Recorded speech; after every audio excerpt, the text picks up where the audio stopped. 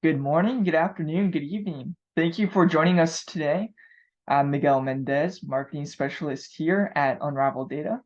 And before we get started, there are three housekeeping reminders that I would like to cover. The first is, throughout the webinar, please drop your questions into the question box, and we'll do our best to answer them live or respond via email if we're short on time. If you submit one of the top 10 questions during this event as ranked by one of our fantastic panelists, you'll earn some cool Unravel swag. Additionally, this webinar will be available instantly on demand to listen to at your leisure, so feel free to pause or replay as needed. And lastly, help us improve. Share your feedback on the session by rating this webinar, and let us know if there are any other topics you'd like to hear about. All right, that covers it. So with the reminders out of the way, the floor is all yours. Hi, welcome to FinOps Camp Episode 1. I'm Clinton Ford, FinOps Certified Practitioner and Director of Product Marketing at Unravel Data. And I'm joined by our guests, Kevin Petrie, VP of Research at Eckerson Group, Kunal Agarwal, Co-founder and CEO at Unravel Data, and Chris Santiago, VP of Solutions Engineering at Unravel Data. Thank you for joining us today. Here is a look at today's agenda. We'll begin with a campfire discussion with Kevin and Kunal. Following the fireside chat, we will share a customer story, a demo to show you how to govern cloud analytics costs using Unravel, and then we'll have some time to answer the top questions you enter in the Q&A window. It's now my pleasure to welcome our guests for a fireside chat. Kevin Petrie, VP of Research at Eckerson Group, and Kunal Agarwal, co-founder and CEO at Unravel Data. Welcome to this fireside chat. Today I'm joined with Kevin Petrie, who's the VP of Research at Eckerson Group. And we're going to be talking about some of the recent trends around FinOps. Now, FinOps is an emerging discipline that's allowing organizations of all sizes to turn cloud usage-based models to their advantage. And in this fireside chat, we'll explore the FinOps lifecycle, including design, operation, and optimization. Kevin, thank you so much for joining us for today's webinar. Could you take a brief moment to please introduce yourself and also describe some of the recent work and research that you've been doing around this topic of FinOps? Hi, everyone. It's Kevin Petrie with Eckerson Group. I want to encourage you to read my latest report about FinOps, sponsored by Unravel. Thank you, Kevin. We really appreciate our team's collaboration on this emerging topic. And the customers that we have met with are keenly interested in this particular topic of FinOps, I guess specifically because it's very timely, given the data applications and the use cases for data pipelines, data analytics, machine learning, AI, have just been exploding in every business unit and function of the business. And two, I think the macroeconomic conditions dictate that we do more with less now. What have you learned about this topic, FinOps, and what are you hearing from your clients? I'm really excited about this report because a lot of the enterprises that we work with are increasingly concerned about lack of visibility into and control of cloud-related costs, especially for cloud-based analytics projects. That's fascinating. And it reinforces what our customers have been saying as well. Data management costs are the largest and the fastest growing part now of their cloud bill. Some customers are spending upwards of 60% of their cloud bill just on the data management aspects of it. And many companies have now started to implement an official FinOps program and have started to hire FinOps people inside their organizations.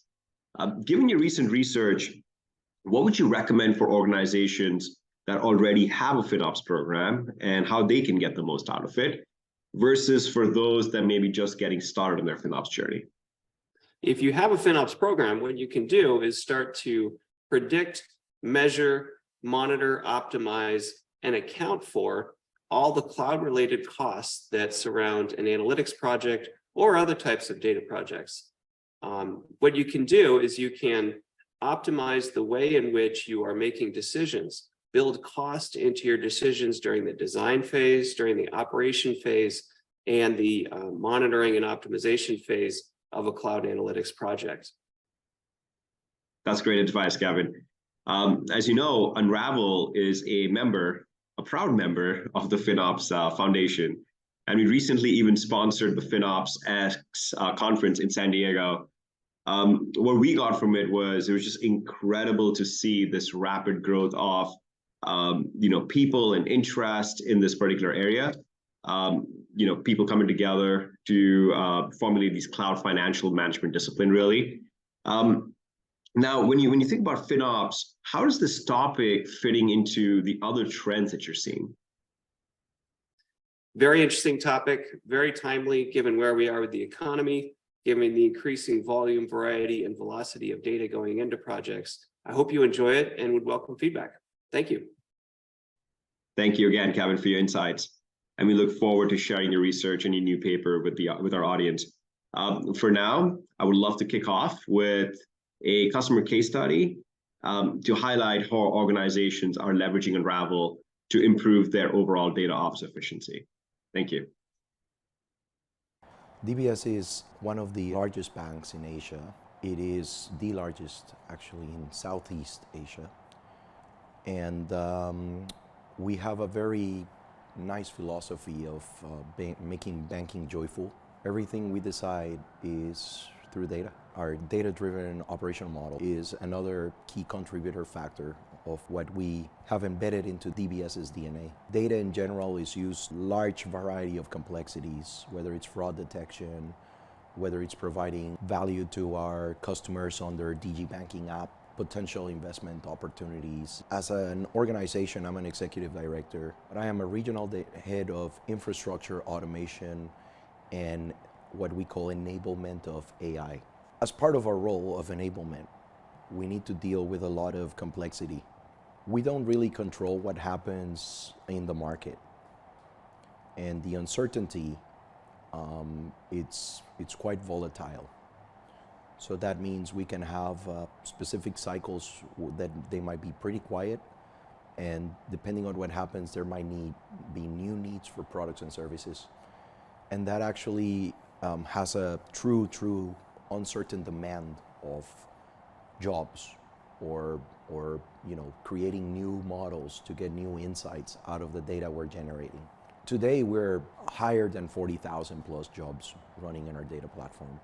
We're also in the tens of thousands of machine learning models. And that actually keeps growing. We today have exponentially grown almost 100 times what we used to run 5 years ago. Management of the data platform is not easy because our data platform, it's not only running in production, but there's a lot of innovation we're bringing month to month. Sometimes innovation is a disruptor of stability. So how we balance that and how we introduce change is quite important for us. But at the same time, we also need to look at opportunities to do things better. We have journeyed with many products to help us in that journey of improving things. One of those products that has demonstrated value in generating hours of toil, non-deterministic tasks performed by engineers because of repetitive incidents, is Unravel. In Unravel, our system performance engineers have a source to look and identify of areas of improvement of our current operational jobs. And by driving that efficient, we prevent growth from adding additional compute capacity where we don't really need it. I think the biggest challenge we used to have was that the efficiencies a lot of the time relied on the engineering team to fix the problems. We didn't really had a viable mechanism to put into the user's hands, a mechanism for them to analyze and understand their code, their deficiencies, and how to improve it. By leveraging Unravel, we've been able to actually expand that possibility and put a analytical tool in the hands of business users to evaluate themselves before they actually do a code release. Giving them the tool in their hands gives them a lot of additional insights they can use to learn. And two, it puts a lot of more responsibility into how they're doing their job. I think Unravel today has potentially saved several hundreds of thousands of dollars in additional compute capacity that we could have had provisioned if it wasn't there. We're headed into a very big transformational year for us. We're moving more and more into of some sorts of data mesh. We're moving a lot into a more containerized world. Unravel today is part of that journey. So we do expect that we're going to get the same level of return we've gotten so far, or even better. We love hearing success stories like these from our customers. It's now my pleasure to welcome Chris Santiago, VP of Solutions Engineering at Unravel, to demonstrate how you can govern costs for cloud data analytics using FinOps capabilities in Unravel. My name is Chris Santiago, the VP of Solutions Engineering at Unravel Data, and I'm going to be covering the demo portion of this webinar. For today, I'm going to be walking through the day in the life of a FinOps practitioner using a platform like Unravel. With that, I'm going to go ahead and share my screen. And for some of you folks that are familiar with the FinOps methodology, it's built around this concept of inform, optimize, and operate. If you're not familiar, I'll walk you through the steps here. From an informed perspective, FinOps practitioners really would like to understand what's driving up costs. The challenge is that today's observability platforms in the FinOps space, tools such as Harness, Cloudability, even some of the cloud native tools like AWS Cost Explorer, Azure Cost Dashboard, focus in on things such as infrastructure. So think of things such as, what is the cost of my VMs? What's my cost of storage? If I wanted to start understanding cost breakdowns at a lower level, well, you're out of luck from that perspective. In data stacks like Databricks, we could be working with services that are shared. And so in order for us to really understand things, we really need to start getting down and start understanding where costs are driving up at starting from a workspace level, all the way down to like a user and a cluster level. And so what you're seeing here in Unravel here is our chargeback report. And I have the ability here to set windows here. So let's go ahead and look at the last 30 days here. And what we're seeing here is a grouping by workspace. So at a glance, I can start understanding which are my most expensive workspaces, whether it's from a DBU perspective or a cost perspective, or just a velocity, the number of clusters sessions that are happening here. I can quickly start to see which workspaces here are driving up costs. But maybe I want to get a little bit deeper. And so what I'm going to do here is actually select user here. And now I can actually start getting a better understanding down to a more granular level. And in this particular case, at the user level. So where workspace was telling me one thing, now I can start seeing that it looks like we have a specific user here in the last 30 days that was consuming about 59% of the resources, 59% of the DBUs in this particular case in the last 30 days. From a cost perspective, same user, 49% of the costs. Now, this is powerful because when we're using some of these observability platforms in the FinOps space, you don't get the ability to get down to the user level. The way that we're doing this is we're collecting fine-grained metrics at the cluster level, things such as CPU, memory. And once we actually have that granular level of visibility, it's easier for us to aggregate back up. And so for us to provide real-time visibility into, in this case, which users are driving up costs, this just works out of the box within a platform like Unravel. So next up, I want to cover areas where we can provide value from an optimized standpoint. I'm going to go ahead and navigate to this compute tab over here. I'm going to go ahead and zoom out here.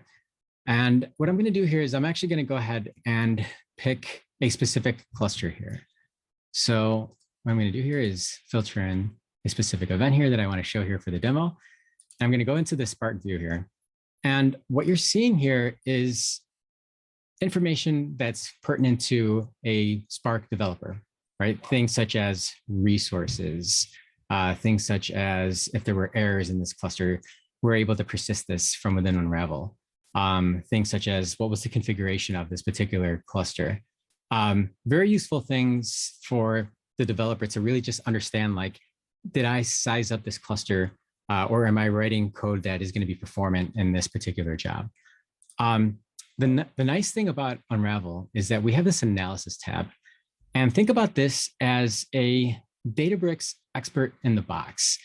So right now we're on the topic of optimize, and without a platform like Unravel, the day in the life of a developer is using a lot of different tools. So things such as like logs, or maybe some of the built-in tooling like Spark UI.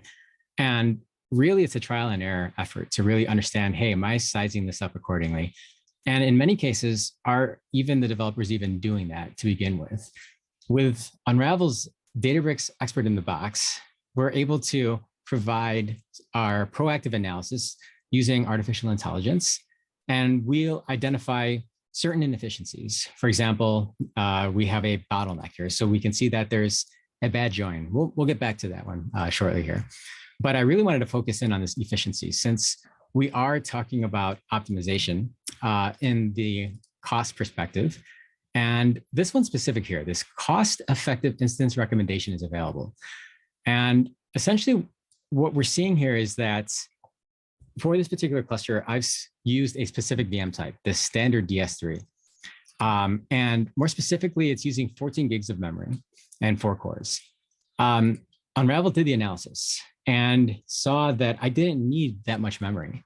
And so instead of using a 14 gig VM, let's actually go and use this as an 8 gig memory VM, same amount of cores. So really, there was some over allocation from a memory perspective. And you can see the price difference, 346 cents for the current state. And the recommended state here is 222 cents. Now, that might not seem much, but if you actually do the math here, we're talking about about a 31% cost difference in running this, right? So for this simple job that I ran here, okay, maybe not that impactful, but imagine customers' environments where their jobs are costing them hundreds of dollars and thousands of dollars. That 31% adds up. So from an optimization standpoint, we're going from the current state of trial and error and just wasting time and cloud spend to get to the optimal configuration, where we're essentially giving it to you at that first run and providing that instance recommendation from an infrastructure perspective. Now, when we also talk about optimization, I feel that a lot of our customers think about optimization only at the infrastructure level, and they don't take into account things that are deeper. So things such as like code level insights and inefficiencies from that perspective. And so what I'm going to do here next is I'm going to go ahead and just select a different type of cluster here. I'm going to go ahead and go into this Spark example here.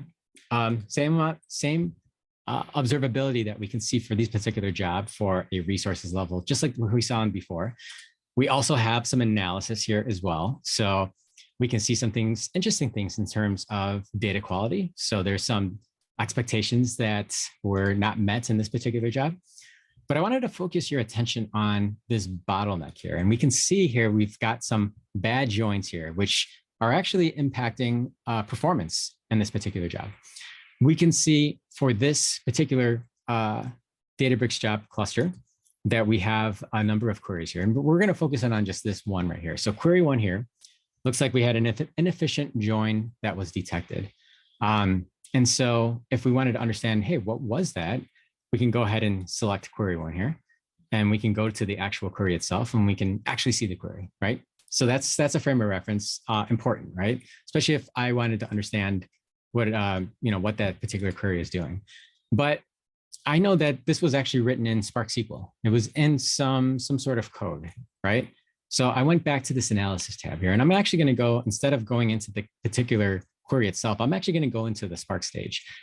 And by clicking on here, I can see we're at the stage level here. We can see task attempts, we can see timelines, we can see things such as timing. So if I wanted to understand distribution of tasks over time, what was the stage time distribution, I can start seeing that. But I wanted to focus your attention here on this program tab. Now, we're talking about optimization. Here, what I'm actually showing here is that Unravel detected an inefficient join. And now what I've done is I've actually narrowed it down to a specific line of code. So that's actionable. So as a developer, I can come in, first off, I might not have known that there was an inefficiency in my job. And so Unravel's proactively telling me that. So that's pretty powerful. But now it's taking me to this line of code. And if I actually click on here, it'll actually take me to that particular line of code. So in my Scala code here, it actually says this is where we found that inefficient join. And now it's up to me to actually address it. Now that's very powerful, right? Because it's taking me as a developer to something that is actionable, something that I can actually fix.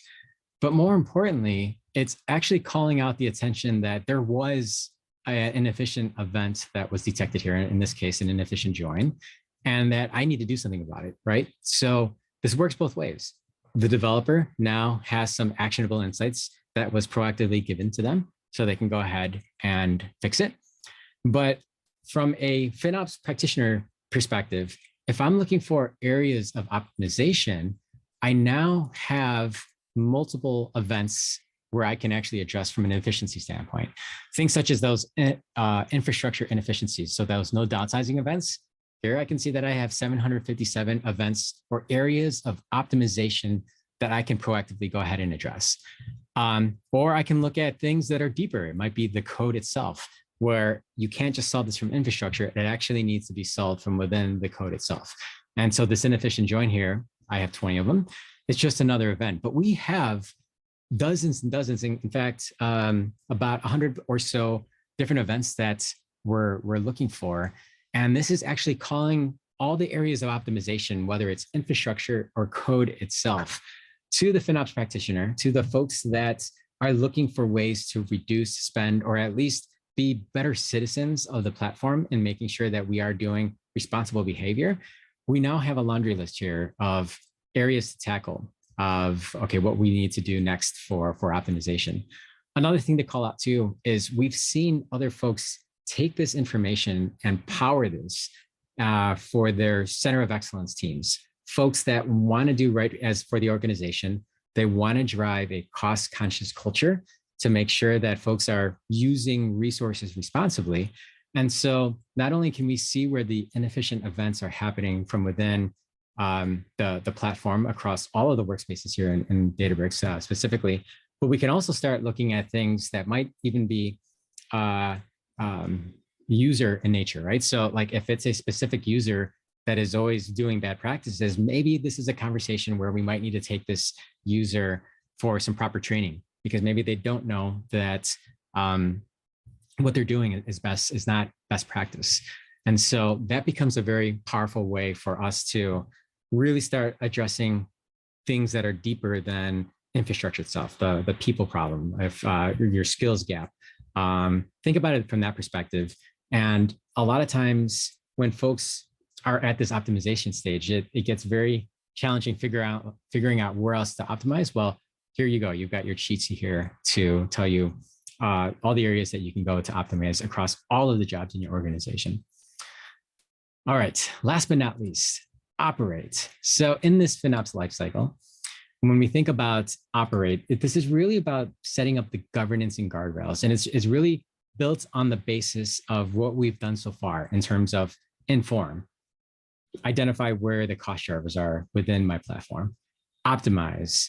Let's actually go ahead and start making sure that we're optimizing jobs and using Unravel's artificial intelligence to really proactively address some of the inefficiencies at the code and infrastructure level. But now, in order for us to not be surprised by by our cloud bills as we continue on, month over month. Now let's actually go ahead and set those guardrails here, and we're going to do this with Unravel's budget capabilities. Now, before I go ahead and create a budget here, you can see here I've got some existing budgets, things such as like data scientists, sales budgets, R&D budgets. I also have the ability to, if I go ahead and click on new here, and I'll say my webinar budget here as an example here, I can go ahead and create the type. So I'll be tracking from a DBU perspective, month over month. I can set my start and end date. This is where things get interesting. I can set a scope, right? Now, based on what I've seen before, maybe there's a specific user that I want to start tracking against, because I noticed that this particular user has been overspending more so than month over month. And I also noticed that this particular user was also firing a lot of inefficiency events from within Unravel. So I'm going to go ahead and select this particular user itself. What Unravel conveniently does is it'll look at trends from, in this case, previous month. And we can see that we are trending at 68 DBUs for this particular user. You know what? I already had this conversation with this particular user. So I'm going to say we are expecting this particular user to really not go over 60 DBUs this month. And so I can set that here. So that's actually setting the budget. And then I can set a notification channel. So whether this is Slack, whether this is Teams, an email, I can go ahead and predefine whatever that notification channel is. So I can say, a Slack channel in this particular case. And then we're off to the races. I can go ahead and click save here. Now, once you actually hit save, we can see here, we've got my webinar budget here. We can see that it's specified to this particular user here. But why don't we actually take focus on some of these ones that have been running for some time. So we're going to take this sales budget here example. And so what we see here is that the sales budget, and so this is grouping, in this case, it's grouping at the global level. We can see that we've accrued so far about a little under 125 DBUs. And at the time of this webinar on the 13th, we still got a couple of days till the end of the month. If we look at our budget here, we can see that we set this budget in this case very, very high, 1,212. And so because we're at 10% of our budget on the 13th of July, we're trending pretty good. That's why it's green right now. And so we can see here from a wording perspective, we can see that at the end of July 31st, UTC time, because we are working with users that are in multiple time zones, we can see that based on current usage, we're expected to hit about 351 DBUs at the end of the month. And our budget is 1212.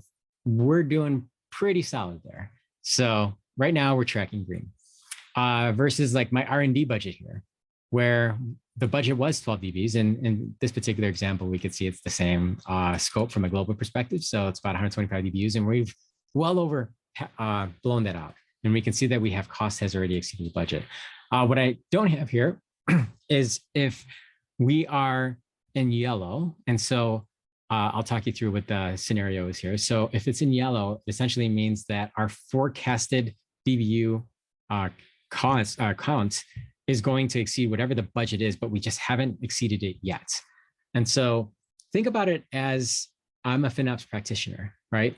And it's the 15th of the month. I can now get that real-time view of like, where are my budgets tracking so far at a granular level, right? Things that you can't just get out of the box, at least setting it at the user level in this particular case on things such as like a Cloudability or AWS Cost Explorer, right? Because they don't know the context of the user in these in a modern data stack like Databricks. But being able to just start tracking that and really get more real-time alerting, right? So we set those notification channels as well. Once we actually start changing the status from green to yellow, yellow to red, we can get notified as soon as possible, right?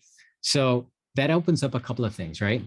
If I am green going into yellow and we still have time in the month, I can actually have a conversation with that particular user. And so I can click on this optimize here.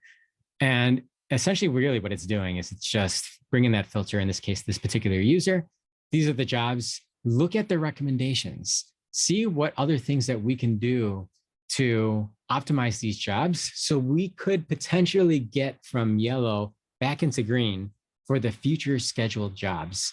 Now that's powerful, right? Being able to actually address budgets in real time, that sets those guardrails, right?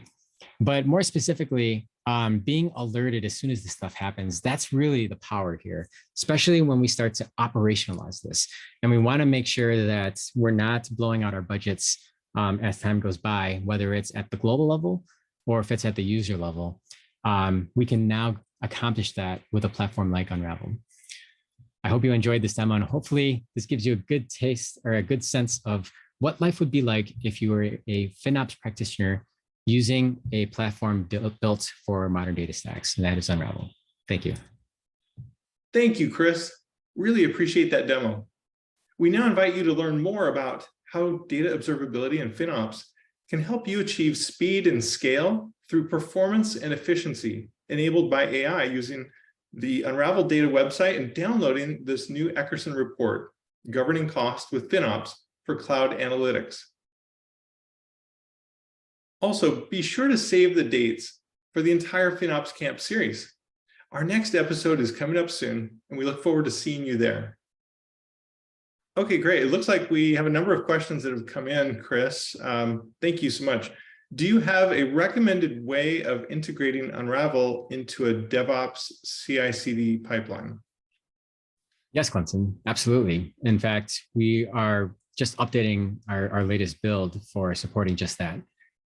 The way that it works is we'd be connecting into your favorite CI/CD platforms, things such as like Azure DevOps or GitHub. Really, all we need to do is connect our webhooks, and from there you start seeing Unravel's AI insights and recommendations from within the platform itself. Fantastic. Okay, here's another one, Chris, that came in. They're asking, we would like to enable showback for our finance team to see total costs to help them understand which teams are consuming resources.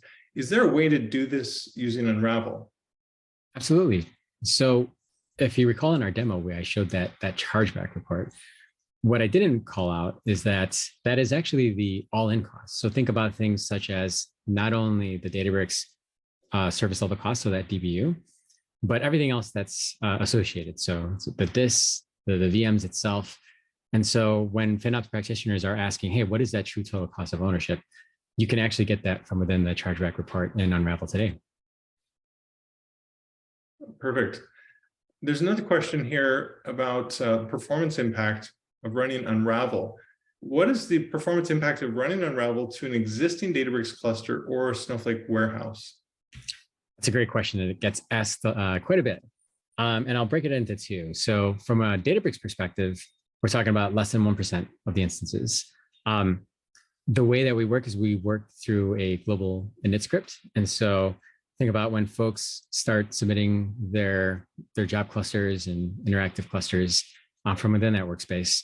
It's just a tiny jar file that sends us information, metrics about the jobs itself. Now, we wouldn't be a company if we actually degraded performance. And for that reason, we've had folks truly test us on that. And so, negligible impact on the Databricks side. Now, on the Snowflake side, we connect to the system tables itself. And so because these system tables are outside of the actual compute virtual warehouses that are happening, there is literally no impact to performance for Snowflake users. Awesome.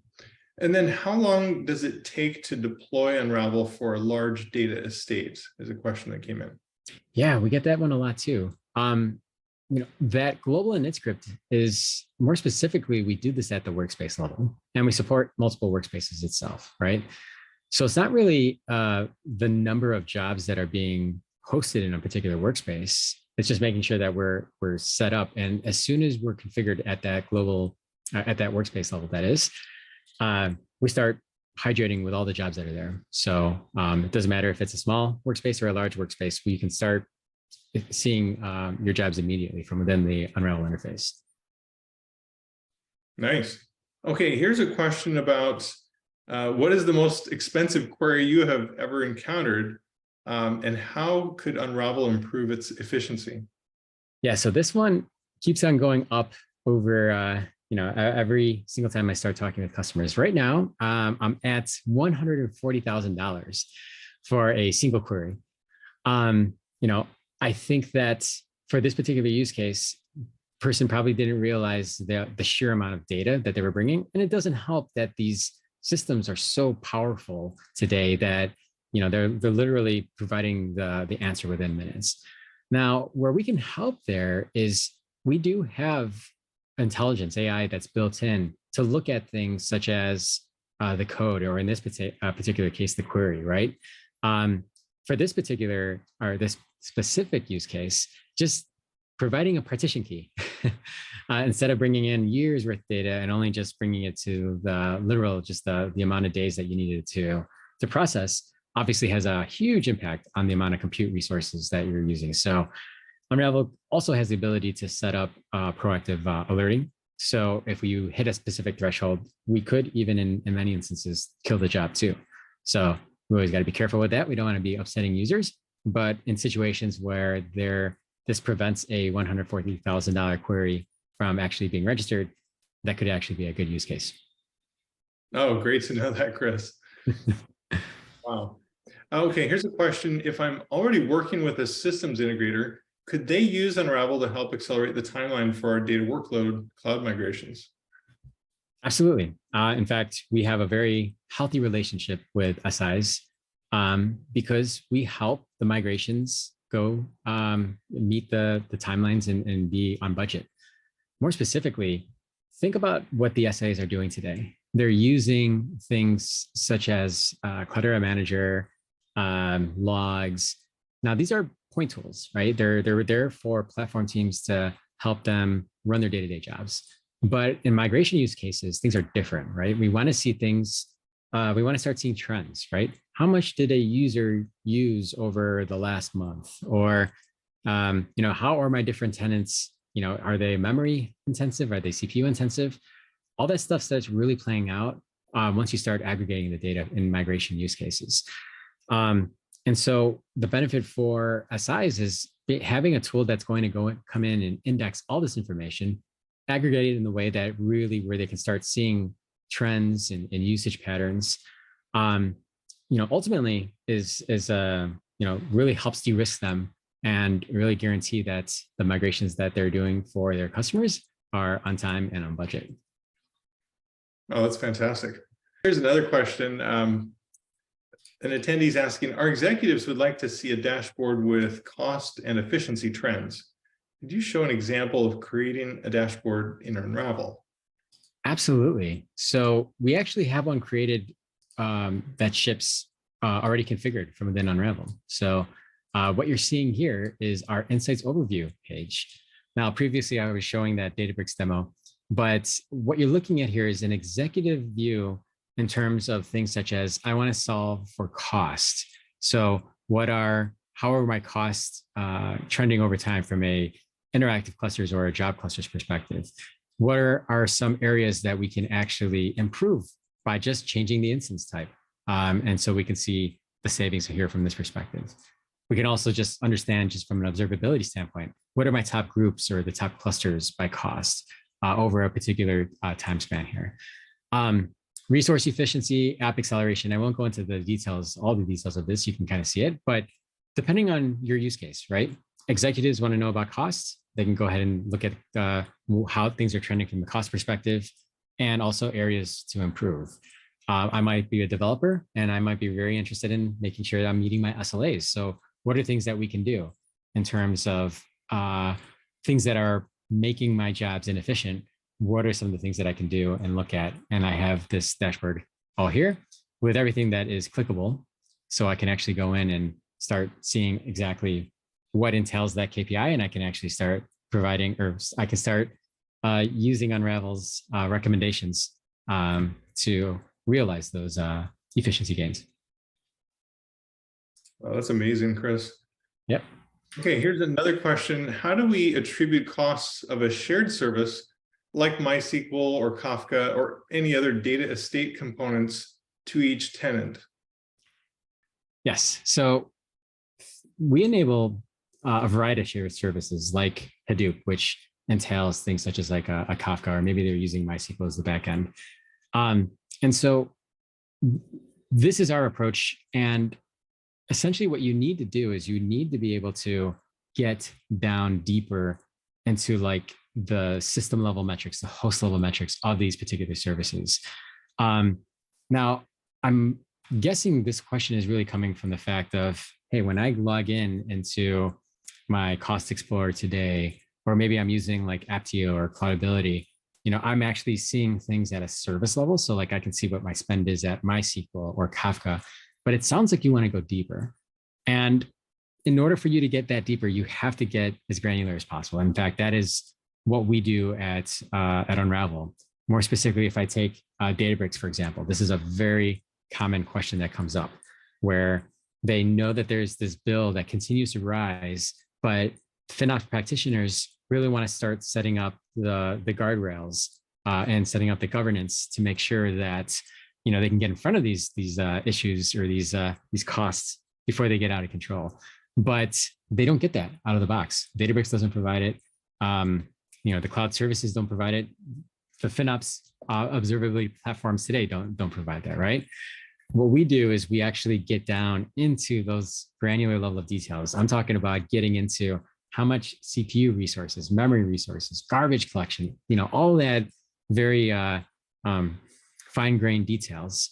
And then also know that, hey, this job was run by this particular user. And so it's easy for us to aggregate up in many cases at the user level. So that way we can really start understanding, okay, this user belongs to this project or this tenant, and it makes it an easier way for us to really understand what the true percentages of cost for a particular service once we get down to that level. Now, I know that doesn't totally give you the answer to if you're trying to solve this for MySQL or Kafka today, but that is the only way in order for us to get that is you need to get as granular as possible. And then it's an easier, it's easiest to aggregate up once you have that granular level of details. Agreed. Fantastic, Chris. Okay, here's a question from an attendee. They are making a comparison between on-prem costs and public cloud costs. And they say that is a frequent request made to those working in FinOps. But there are so many variables that doing so objectively is very difficult. Are there industry accepted methodologies to do this calculation?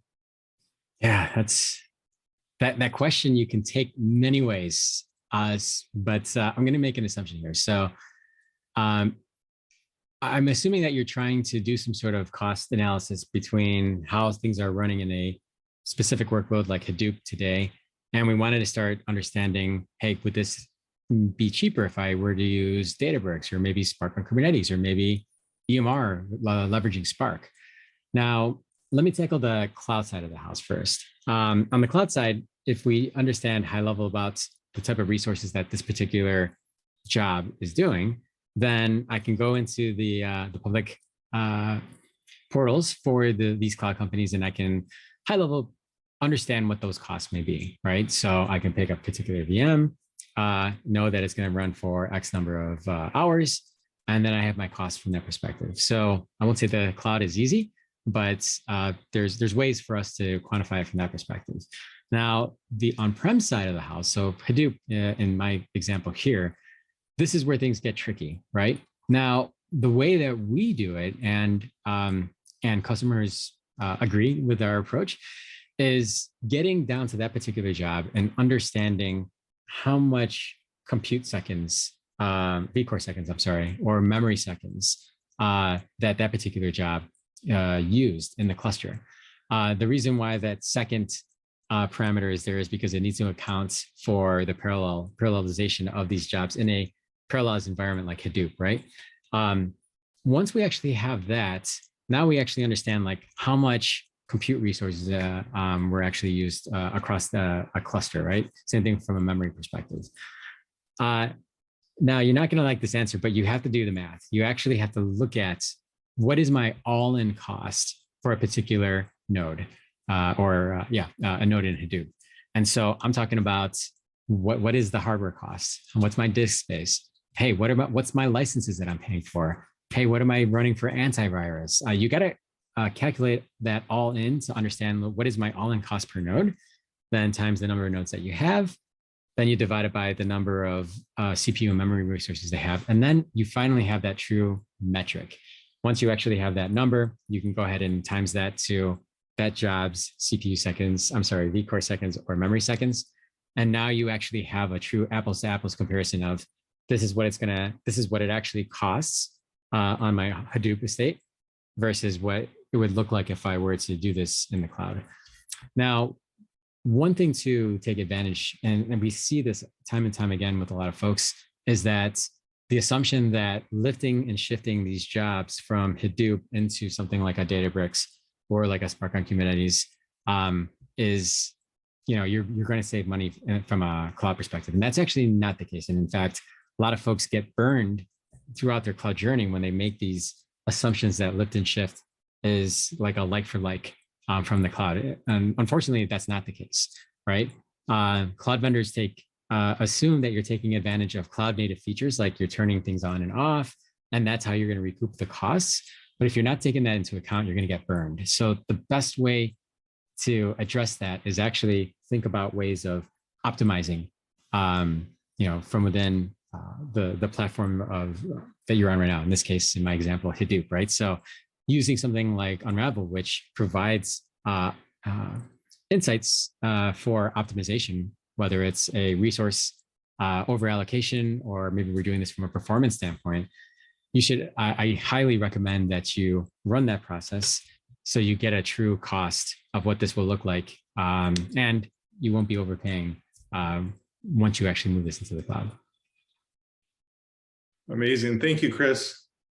Awesome. Really appreciate everyone attending here today and joining us for this very first FinOps Camp episode. Be sure to join our future ones, and looking forward to having you back here to learn more about FinOps and cloud data analytics.